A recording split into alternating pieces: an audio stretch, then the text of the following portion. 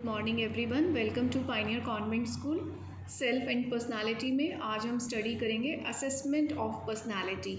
एक पर्सनालिटी में बहुत सारे ट्रेट्स होते हैं, जैसे कि कोई पर्सन बहुत स्मार्ट होता है या कोई बहुत शाय है, कुछ लोग एक्सट्रोवर्ट होते हैं, इंट्रोवर्ट हैं, या कुछ लोग बहुत शॉर्ट टेम्पर्ड होते हैं, कुछ लोग बहुत ज़्यादा बोलते हैं, लाइक टॉकेटिव होते हैं। तो जब भी हम किसी पर्सनालिटी टेस्ट करते हैं तो हम इनमें से, या और भी बहुत सारे ट्रेट्स हैं, किसी एक ट्रेट को ही स्टडी करते हैं। हम कभी भी ट्रेट्स को मिक्स करके स्टडी नहीं करते हैं। जब हम इवैल्यूएशन करते हैं तो वो किसी सर्टेन कैरेक्टरिस्टिक को चूज़ करके फिर हम पर्सनालिटी पे टेस्ट कंडक्ट करते हैं। और किसी पर्सनालिटी के रिज़ल्ट में, मान लो अगर कोई रिज़ल्ट आ गया कि कोई पर्सन एक्सट्रोवर्ट है, तो उससे रिलेटेड बाकी के रिज़ल्ट हम एज्यूम भी कर लेते हैं। तो जो इवैल्यूएशन होती है वो हमें हेल्प करती है इन प्रिडिक्शन अबाउट अ पर्सन। एक पर्सन के बारे में प्रिडिक्शन करना मीन्स पहले से ही कुछ स्टेटमेंट दे देना, कुछ फोरकास्ट कर देना। फॉर एग्ज़ाम्पल, किसी पर्सन का शॉर्ट टेम्पर टेस्ट हुआ और हमने देखा कि वो बहुत हाई लेवल का एंग्री पर्सन हमारे रिज़ल्ट में शो हो रहा है, तो हम लोग पहले से ही प्रिडिक्ट करते हैं कि जब ये ऐसी कोई सिचुएशन इस पर्सन की लाइफ में आएगी तो ये ऐसे ही रिएक्ट करेगा। जब हम ऑलरेडी प्रिडिक्शन कर सकते हैं, हम ऑलरेडी प्री मेजर्स भी ले सकते हैं। जब हम ऐसे पर्सन से बात करते हैं तो हम अपने माइंड में पहले से ही कुछ मेजरमेंट्स ले लेते हैं कि वो पर्सन बहुत गुस्से वाला है, तो हमने इस तरीके से बात नहीं करनी, हमने किसी दूसरे तरीके से, मेथड से, पोलाइटली, प्यार से बात करनी है, सो दैट वो एंग्री ना हो जाए। तो हम प्रिडिक्शन भी कर पाते हैं, हम प्री मेजर भी ले पाते हैं, और ऐसे पर्सन का ट्रीटमेंट भी पॉसिबल है। तो जो असेसमेंट ऑफ पर्सनालिटी है, जो हमारे पर्सनालिटी टेस्ट हैं, जनरली वो 2 पार्ट्स में डिवाइडेड है। One is the direct method, second is the indirect method. Direct method होता है सेल्फ रिपोर्ट मेजर्स, जिसमें जो सब्जेक्ट है हमारा, जो पेशेंट है या जिस पर्सन पे हम टेस्ट कर रहे हैं उसे हम सब्जेक्ट बोलते हैं। तो सेल्फ रिपोर्ट मेजर में जो हमारा सब्जेक्ट होता है वो अपने बारे में खुद ही बताता है सारे आंसर्स। हम उससे वर्बली क्वेश्चन पुट कर लेते हैं, या हम कोई रिटन क्वेश्चन है और उसको दे देते हैं सॉल्व करने के लिए, तो वो अपने बारे में जो भी स्टेटमेंट्स हैं वो खुद से देता है। तो आलपोर्ट ने कहा था कि इन मेथड्स में, जो सेल्फ रिपोर्ट मेथड्स हैं, ये जितने भी डायरेक्ट मेथड्स हैं, इन सब में 2 प्रॉब्लम्स आती हैं। नंबर 1, एक तो सोशल डिज़ायरेबिलिटी, सेकंड एक्विसेंस। सोशल डिज़ायरेबिलिटी होता है कि जब पर्सन ने अपने बारे में कुछ भी बोलना है तो वो हमेशा अच्छी अच्छी बातें ही बोलता है। वो अपने बारे में कभी गलत बात नहीं बोलेगा कि मुझे गुस्सा बहुत ज़्यादा आता है या मुझे स्टीलिंग की हैबिट है, ये वो अपने बारे में कभी नहीं बोलेगा। वो हमेशा वही आंसर देगा जो सोशली डिज़ायरेबल है, मींस सोसाइटी में जो डिज़ायरेबल होता है बिहेवियर, जैसा बिहेवियर सोसाइटी के लोग चाहते हैं, वो अपना प्रोजेक्शन वैसे का वैसे ही करेगा। तो इसमें रिज़ल्ट हमारे जो होते हैं वो ऑथेंटिक रिज़ल्ट हमें नहीं मिलते, हमें ट्रू रिज़ल्ट नहीं मिलते हैं। सेकेंड होता है एक्विसेंस। ये वो सिचुएशन होती है कि जब वो क्वेश्चनियर को समझे बिना, सिचुएशन को समझे बिना, जब उसके पास 2 ही ऑप्शन है, येस और नो की, तो जब उसे क्वेश्चन समझ ही नहीं आता तो ज़्यादातर वो येस पे आंसर ऐसे ही कर देते हैं। उन्हें लगता है कि सब लोग इसका आंसर ज़्यादातर येस में देंगे, तो वो भी येस में ही आंसर देता है। तो ऐसे रिज़ल्ट का भी ऑथेंटिसिटी नहीं बनता। इस तरीके के जो टेस्ट हैं सेल्फ रिपोर्ट मेजर, ये 3 तरीके के टेस्ट हैं। फर्स्ट टेस्ट है MMPI, क्योंकि इसका सेकंड वर्जन आ चुका है इसलिए इसे MMPI 2 कहते हैं, Minnesota multiphasic personality inventory. This test was given by Hathaway and McKinley.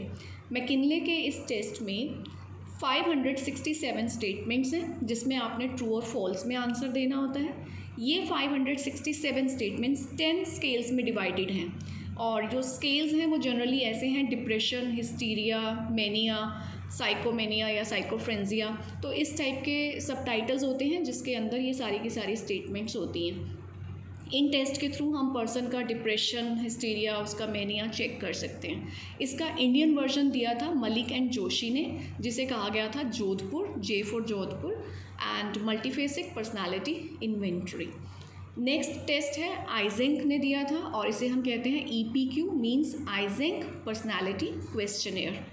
इसमें 32 पर्सनालिटी ट्रेट्स को चेक किया जाता है, लेकिन वो 32 पर्सनालिटी ट्रेट्स को जब हम चेक करते हैं तो हमें वो 3 रिजल्ट्स की तरफ लेके जाती हैं: either the person is introvert और एक्सट्रोवर्ट। सेकंड, पर्सन कोई इमोशनली स्टेबल है या अनस्टेबल है।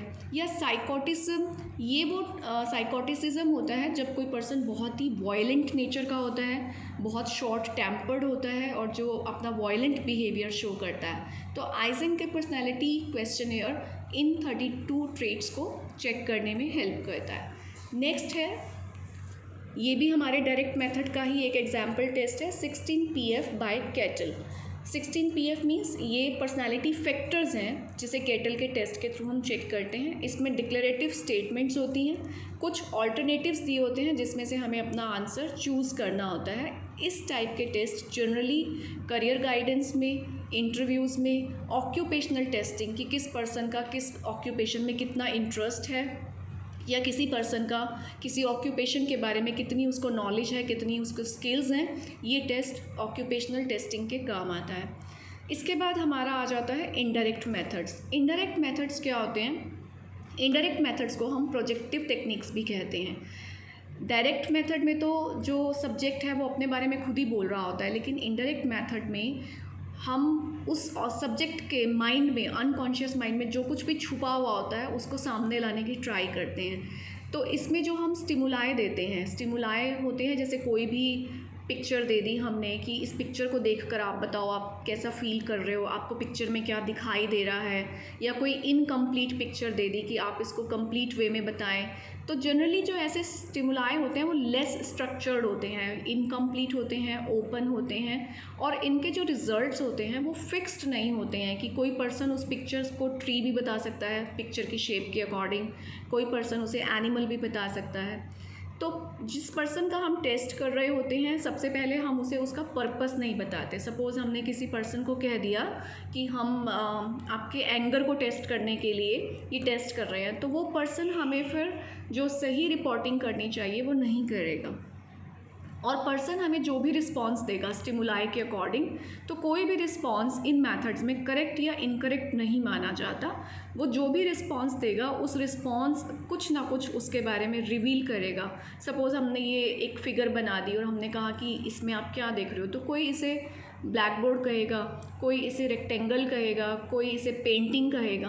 तो वो जो भी रिस्पॉन्स देगा हम उसे करेक्ट या इनकरेक्ट नहीं मानते, हम उस रिस्पॉन्स के थ्रू जानने की कोशिश करते हैं कि अगर किसी ने इसको पेंटिंग बोला तो इसका मतलब पर्सन बहुत आर्टिस्टिक है, किसी ने इसे ब्लैक बोर्ड बोला तो मतलब पर्सन के अंदर टीचिंग एबिलिटीज़ हैं। वो हमें जज करना होता है कि उस पिक्चर के रिजल्ट के वो रिस्पॉन्स के अकॉर्डिंग पर्सन के माइंड में क्या चल रहा है। इस तरीके के टेस्ट में जनरली ये प्रॉब्लम होती है कि ये बहुत लेंथी होते हैं और ये बहुत कई बार सब्जेक्टिव भी हो जाते हैं कि जो टेस्ट लेने वाला पर्सन है वो अपनी फीलिंग्स भी उस टेस्ट में मिक्स कर लेते हैं। और ये जो टेस्ट होते हैं ये क्वालिटेटिव एनालिसिस करते हैं, ये क्वांटिटी पे फोकस नहीं करते, ये क्वालिटी ऑफ द रिस्पॉन्स पे फोकस करते हैं। तो ऐसे टेस्ट को हम कहते हैं प्रोजेक्टिव टेक्निक्स। प्रोजेक्टिव टेक्निक्स के 4 और 5 एग्जाम्पल्स हैं हमारे पास। First is the Rorschach inkblot test, second thematic apperception test, ये रोजन रॉजर्स का PF टेस्ट यानी कि पिक्चर फ्रस्ट्रेशन स्टडी है, सेंटेंस कंप्लीशन टेस्ट है और ड्रॉ अ पर्सन टेस्ट है। इन सारे टेस्ट को हम डिटेल में स्टडी करेंगे one by one. Projective techniques हम इसको इसलिए कहते हैं क्योंकि पर्सन को जो स्टिमुलाई दिए जाते हैं वो अनस्ट्रक्चर्ड होते हैं, वो क्लियर नहीं होते। उन स्ट्रक्चर को समझ के जो वो उनके मतलब एकदम क्लियर आंसर नहीं देते हैं, सब्जेक्ट उनके अकॉर्डिंग जो आंसर देता है वो हमें लगता है कि इसके माइंड में जो चल रहा है वो उसका प्रोजेक्शन होता है, जो रिस्पॉन्स है। तो फर्स्ट हमारा टेस्ट है Rorschach inkblot test. This test was developed by Hermann Rorschach. इस टेस्ट में 10 इंक ब्लॉट्स थे। किस तरीके के इंक ब्लॉट्स होते हैं लेट्स सी। जैसे कि वाइट पेपर लिया, उस पर इंक का एक ब्लॉट, एक ड्रॉप डाला और फिर उसके बाद पेपर को आपस में ऐसे फोल्ड कर दिया। तो फोल्ड को ओपन करने के बाद जो इमेजेस बनकर आई वो इस टाइप की कुछ इमेजेस थी। जो रोशास के टेस्ट थे उसमें 10 कार्ड्स थे, जिसमें से जो 5 थे वो ब्लैक एंड वाइट थे, जैसे कि ये 5 ब्लैक एंड वाइट हैं। 2 कार्ड्स उनके रेड थे, और जो 3 कार्ड्स थे उनके वो पेस्टल कलर्स में थे, लाइक सूदिंग कलर्स थे इनके। और कलर का भी बहुत इफेक्ट होता है हमारे रिस्पॉन्सेस पे, कि जब कोई पर्सन रेड कलर में ब्लड को देखता है तो हमें लगता है कि इसकी नेचर बहुत वॉयलेंट है। कोई पर्सन रेड कलर में लव को देखता है तो हमें लगता है कि इसकी जो नेचर है वो बहुत लविंग है। कोई पर्सन पेस्टल कलर्स को ज़्यादा लाइक करता है, ज़्यादा अच्छे रिस्पॉन्स करता है, तो पता चलता है कि पर्सन का नेचर बहुत कूल एंड काम है। तो कलर्स का भी बहुत इफेक्ट आता है रिस्पॉन्सेस पे। रोशास ने जो 10 इंक ब्लॉट्स हमें दिए थे वो एक कार्ड पर बनाए थे, और उन कार्ड का साइज़ था 7 बाय 10 इंचज़ का। इसमें 2 फेजेज़ में ये टेस्ट कंडक्ट हुआ। फर्स्ट फेज़ में उनसे ये पूछा जाता है कि आप सिर्फ ये बताओ कि आपको इसमें क्या दिख रहा है। आपको इसमें बटरफ्लाई दिख रहा है या कोई मोथ है, बैट, कुछ भी रिस्पॉन्स हो सकता है। फिर आपको इसमें क्या नज़र आ रहा है। इसमें 2 ह्यूमन बींग्स हैं जो आमने सामने फेस करके हैंड मिला के बैठे हुए हैं, या कोई 2 एनिमल्स नज़र आ रहे हैं, डॉग नज़र आ रहा है। बट जो भी रिस्पॉन्स है सिर्फ फेज़ 1 में प्रॉपर रिस्पॉन्स लिया जाता है कि आपको क्या नज़र आ रहा है। सेकेंड फेज़ में इंक्वायरी की जाती है कि आपको इसमें बैट नज़र आया तो क्यों नज़र आया, आपको ये बैट ही क्यों लग रहा है, आपको ये कोई और फिगर क्यों नहीं लग रही है। तो इस तरीके से उनके रिस्पॉन्सेस के बेस पे उनकी पर्सनालिटी के ट्रेट्स को जज किया जाता है। सेकेंड है thematic apperception test. This test was developed by Morgan and Murray, और इसका जो इंडियन वर्जन है that was made by Uma Chaudhary. इसमें 30 ब्लैक एंड वाइट पिक्चर्स होती हैं। वहाँ पे तो सिर्फ इंक ब्लॉट था, लेकिन इसमें 30 ब्लैक एंड वाइट पिक्चर्स होती हैं और एक ब्लैंक कार्ड दिया जाता है। तो जब हम इस पे टेस्ट कंडक्ट करते हैं तो हर सब्जेक्ट को 5 से लेके मिनिमम 5 से मैक्सिमम 20 तक के कार्ड्स दिए जाते हैं, और उनको कहा जाता है कि इन कार्ड्स को देखकर, इन कार्ड्स में जो फिगर्स हैं उनको देखकर आप कोई भी एक स्टोरी सुनाओ। तो उनकी स्टोरी के बेस पे हम उनके करेक्टर्स को, उनके करेक्टरिस्टिक्स को जज करने की ट्राई करते हैं। नेक्स्ट है picture frustration studies. Picture frustration study होता है, लाइक नेम से ही क्लियर है, जब हमें किसी पर्सन का फ्रस्ट्रेशन लेवल चेक करना होता है। This test was developed by Rosenzweig, और इसका इंडियन वर्जन बनाया था पारिक ने। इसमें कार्टून लाइक पिक्चर्स होती हैं जिसमें 2 लोग होते हैं, और वो 2 लोग कैसे होते हैं कि एक पर्सन दूसरे पर्सन को फ्रस्ट्रेट करने की ट्राई कर रहा होता है और दूसरा पर्सन अपना फ्रस्ट्रेशन रिस्पॉन्स दिखा रहा होता है। तो सब्जेक्ट को कहा जाता है कि तुम इस पिक्चर को देखकर ये बताओ कि फ्रस्ट्रेटेड पर्सन का क्या रिस्पॉन्स है। तो जब वो फ्रस्ट्रेटेड पर्सन का रिस्पॉन्स बताता है तो उससे हमें उस पर्सन के बारे में पता चलता है कि ये इसमें कितने परसेंटेज लेवल का फ्रस्ट्रेशन है और फ्रस्ट्रेशन की सिचुएशन में ये कैसे रिएक्ट करते हैं। नेक्स्ट है हमारा सेंटेंस कंप्लीशन टेस्ट। इसमें सब्जेक्ट को 5, 6 और 10 सेंटेंसेस दिए जाते हैं, जिसमें जो starting part of the sentence है वो दिया जाता है और पीछे का पार्ट उसका ब्लैंक छोड़ दिया जाता है। तो जैसे हमने दिया my brother is dash, my father is dash, my friend is dash, कोई भी सेंटेंस हो सकता है। इस टाइप के जो टेस्ट होते हैं वो लोगों के इंटरपर्सनल रिलेशनशिप को जज करने के लिए यूज़ किए जाते हैं। यानी कि अगर वो अपने ब्रदर के बारे में 4 और 5 लाइन्स लिखेगा या अपने फ्रेंड के बारे में लिखेगा सब्जेक्ट, तो हमें क्लियर हो जाएगा कि उसके सराउंडिंग में जो उसके आसपास लोग हैं उनके साथ उसका इंटरपर्सनल रिलेशनशिप कैसा है। नेक्स्ट है ड्रॉ अ पर्सन टेस्ट। इसमें सब्जेक्ट को कहा जाता है कि आप कोई भी एक पर्सन ड्रॉ करें। तो वो जो भी पर्सन ड्रॉ करता है उसके बाद हम कहते हैं कि अब आप अपोजिट सेक्स का पर्सन ड्रॉ करो। सपोज़ उसने एक मेल ड्रॉ किया तो अब वो फीमेल ड्रॉ करेगा, और फिर अब इसके बाद आप एक स्टोरी बनाओ। तो उसकी स्टोरी को सुन के हम जज कर सकते हैं, उसके करेक्टरिस्टिक्स के बारे में हमें नॉलेज मिलती है, and then further we can treat the person. तो ये सारे हैं असेसमेंट ऑफ पर्सनालिटी, जिसमें हमने बात की है डायरेक्ट मेथड्स की। डायरेक्ट मेथड्स में 3 टेस्ट बताए गए हैं, MMPI, Eysenck and बाइकेटल 16PF test. उसके बाद इनडायरेक्ट मेथड्स हैं। डायरेक्ट मेथड्स की शॉर्टकमिंग्स बताई हैं, सोशल डिज़ायरेबिलिटी एंड एक्विसेंस।